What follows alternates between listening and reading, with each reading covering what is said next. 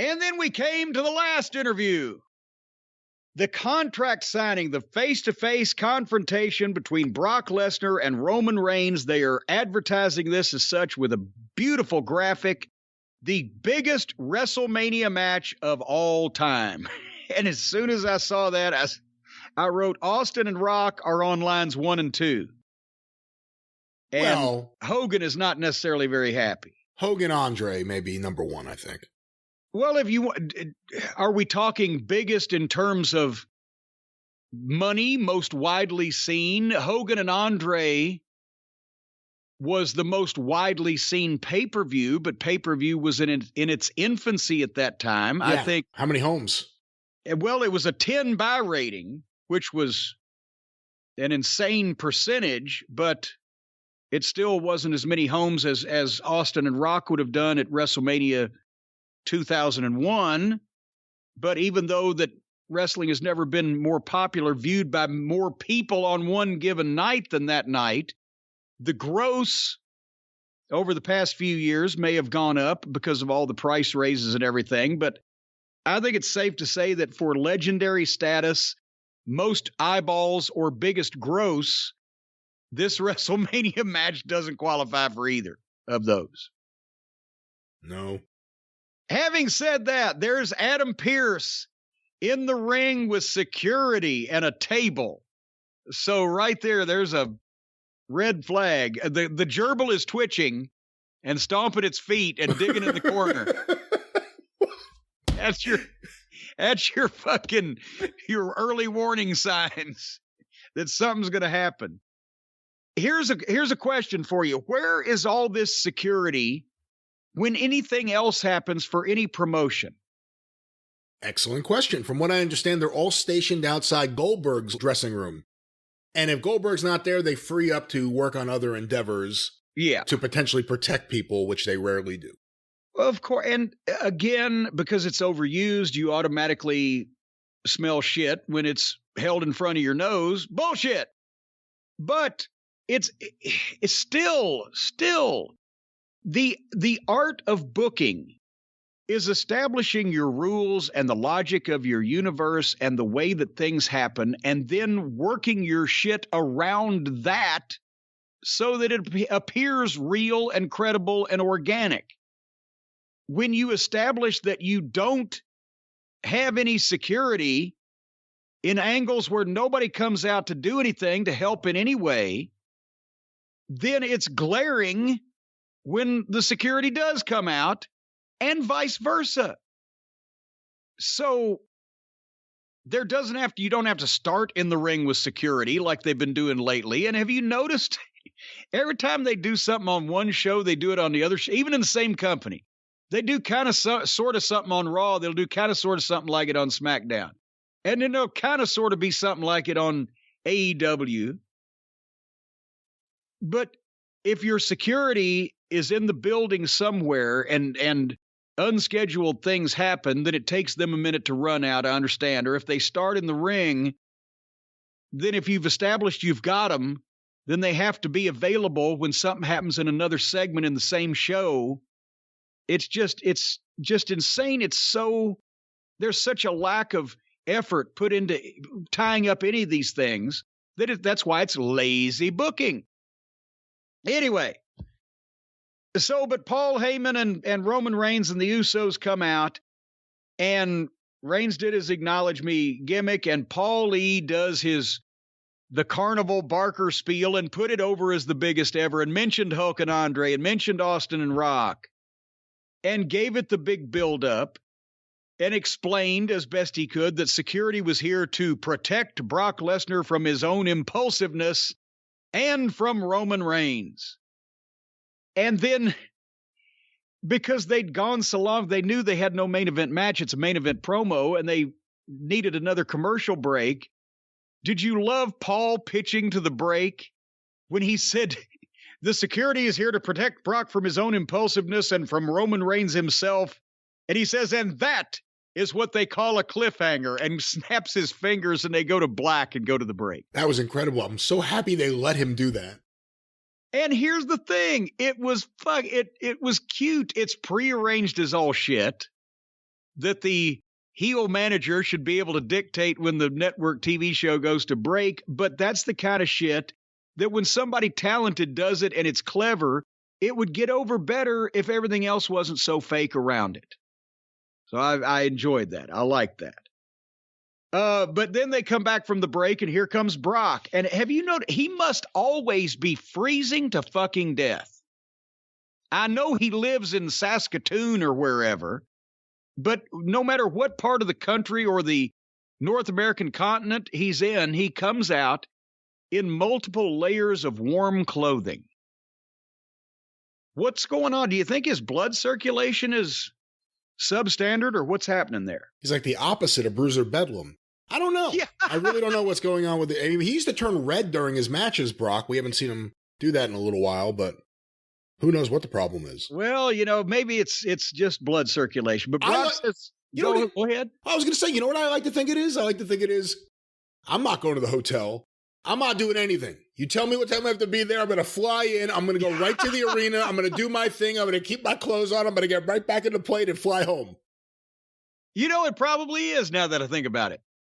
That's probably what he left Saskatoon in. Yeah, how can we get you to work more days? I don't feel like changing. I'm not going to change clothes. Do this. It's like the Don Fargo gimmick when they were the Hells Angels and the Chain Gang. They just ride the motorcycle, show up, come in the fucking outfit, work, and leave, never shower.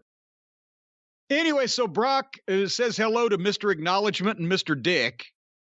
And he introduces himself, and the people get with that because he's doing Heyman's thing. And I love the way that Roman Reigns sells this shit that's just a little bit different. He's almost like Pacino in a gangster movie where he's sitting there at the head of the table, and he's gritting his teeth, and you see it in his face, but he tries not to move. And that one time he went on the table like that, like I've had all I can stands. I can't stands no more. But basically Brock says the only thing stopping him from coming over the table, meaning Brock, is Brock himself and this contract, because at WrestleMania, I'm going to kick your asses and get paid for it. And he signs the contract and pitches the folder at Reigns. And about Heyman again jumps in with the disrespect. How dare you act like this? And then Paul is telling him that it won't be a unification match at WrestleMania because Brock is going to lose this coming Saturday night at Madison Square Garden. Have you got your ticket for the Garden yet, Brian, by the way? Oh, no. Apparently a lot of other people haven't either. I just saw somewhere that the advance, less than 2 weeks out, was like less than 5,000 tickets paid for Madison Square Garden. So they got an issue there, but obviously there's a lot of smart people that still ain't going out with a bunch of people not wearing masks in the middle of a pandemic. But since other events have been drawing better than that, one would think that is still a problem. Who's going to be the opponent at Madison Square Garden? It was going to be Lashley. Lashley's hurt. Now they're just saying Brock's going to be defending, and Heyman is saying he's going to make sure it's a good opponent. Are they going to give Brock and Roman a little test run, a little day in court at Madison Square Garden and do a non-finish, but let them get some time and some ideas in and give the people the biggest match of all time? Or are they going to feed Brock somebody else and he's got to beat him pretty convincingly? What do you think? I think let's go for the biggest match of all time. Brock versus Cody Rhodes. Hey! Of all time. I don't think Cody will agree to put anybody over that early into the run. Now, come on. But I'm thinking they may do Brock and Roman as a WrestleMania preview and announce it in the building so that it's not uncomfortable for their... Vince doesn't like to advertise the same thing in two different places. That's why especially in the glory days, the pay-per-view main event was almost always different than what they were able to see in the houses.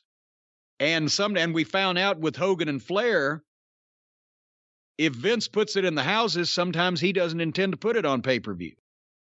But in this case, they wouldn't have to promote the same match in two different places if they just surprise the people in the Garden with it that night and then do a finish to get out of it where nothing really changes in their situation, but that runs the risk of the New York fans who are notoriously in ill moods most of the time. They might fucking turn on that. I don't, but I don't think they can give them anything else. It's not a cheap ticket to go to the Garden. It's going to be an expensive day if you're going to go there and you're going to bring your family, going to take the Long Island Railroad. God forbid you're going to drive in and park. It's going to be a disaster. So you got to give people a real reason to come out. And, I know they've been mentioning it on TV now, which shows you their desperation, but they don't have a main event they've announced other than Brock will wrestle someone.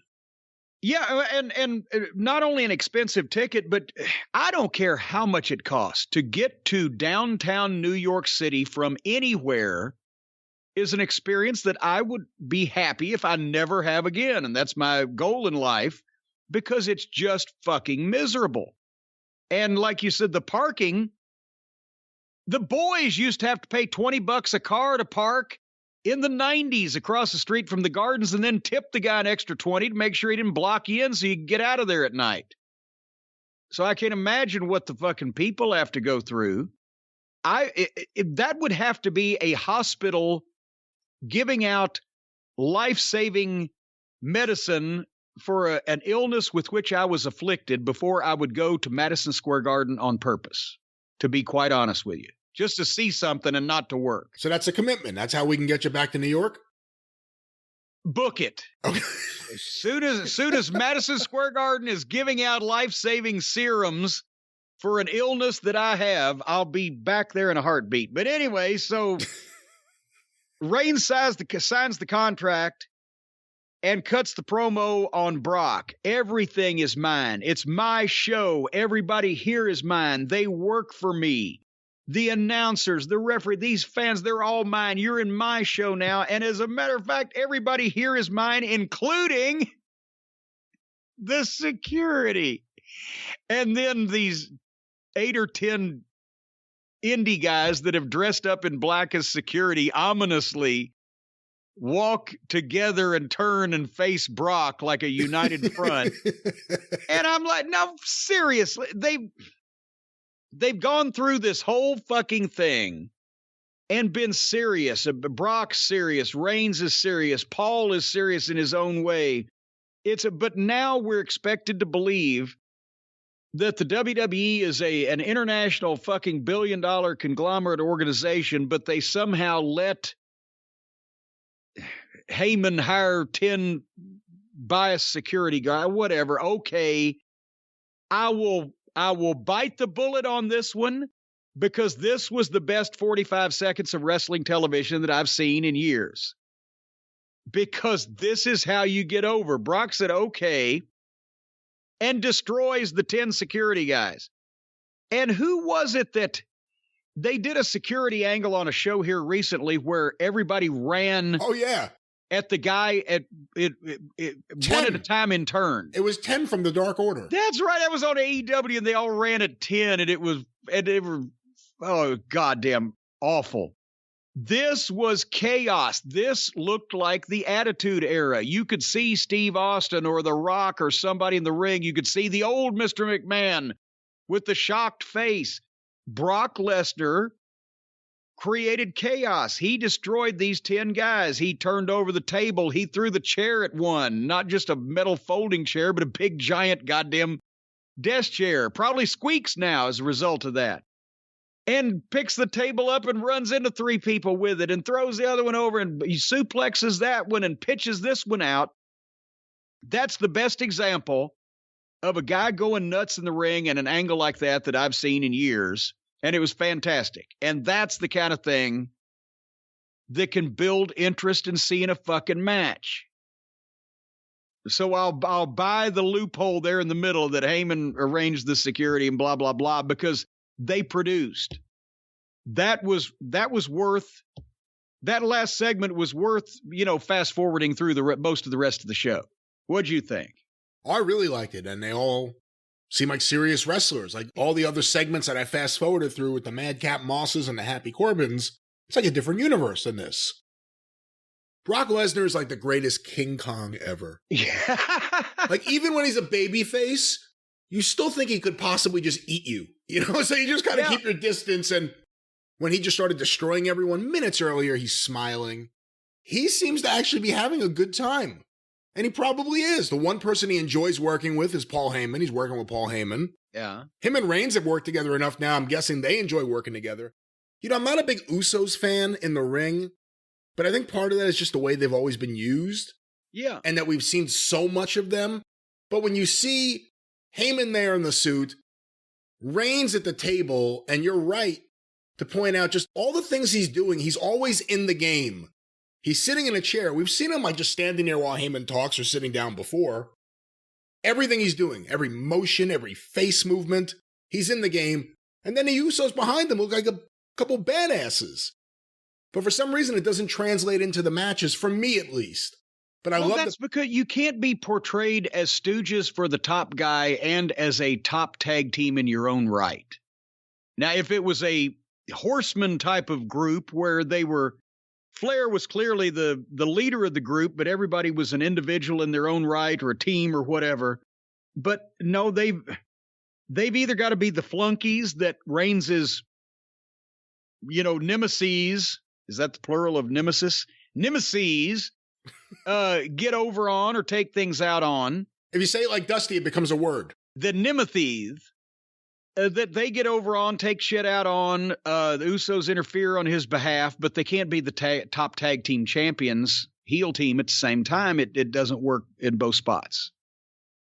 But it all looked good, except for, the security. I mean, it's not just the fact that I know a little bit, but sometimes you could just tell, like, oh, these are wrestling students. Yeah. As soon as you see them, you see the baby faces, you see them standing there. You know exactly, like, oh, they're from whatever school is in that They town. got a certain look, and then, especially when they're trying to be cops. Security guards is one thing. Security guards, like being a fucking crossing guard at high school, you don't have a ton of authority. But when they dress them up as actual uniformed police and they're standing there with the, scared to say boo to a goose, the body language is they're the most petrified police officers. They're scared to be on television, whatever the case. Then it's a gimmick. So here we have the two champions in this big match, the two top guys. So you'll have them come out of this. We don't know what Brock's schedule will be. Brock seems to be working a lot. I know it's always been he only works so many days. If that's the case, did he just use up all of his days? He's on like every show now. So but I mean, I know he has to be physically there, but I would think that possibly or maybe it would be different when you just have to come out and talk for 5 minutes as opposed to doing a match. So here's the problem. So you have Brock, who may not always be there, may not always be active. Roman Reigns, top guy. After that, I don't know. I'm not ready for a Drew McIntyre run again. I don't see a lot of guys, and I'm using him as an example. There aren't a lot of guys I see ready for either one of those two. I mean, Cody Rhodes, we'll see what they do. It seems like they're, based on what was on Raw last week, maybe they're setting him up for Edge. But it seems like WWE, again, they're going to Steve Austin and Vince McMahon for WrestleMania. They really need to do something about developing guys because they're only going to be able to do this Brock and Roman stuff for so long. And would they be crazy enough? Call me crazy. Would they put Brock over in the Garden to reward all the people that came and then have the rematch and put Reigns over at WrestleMania, but then they have robbed WrestleMania of the unification match? That wouldn't sit well with the old Vince.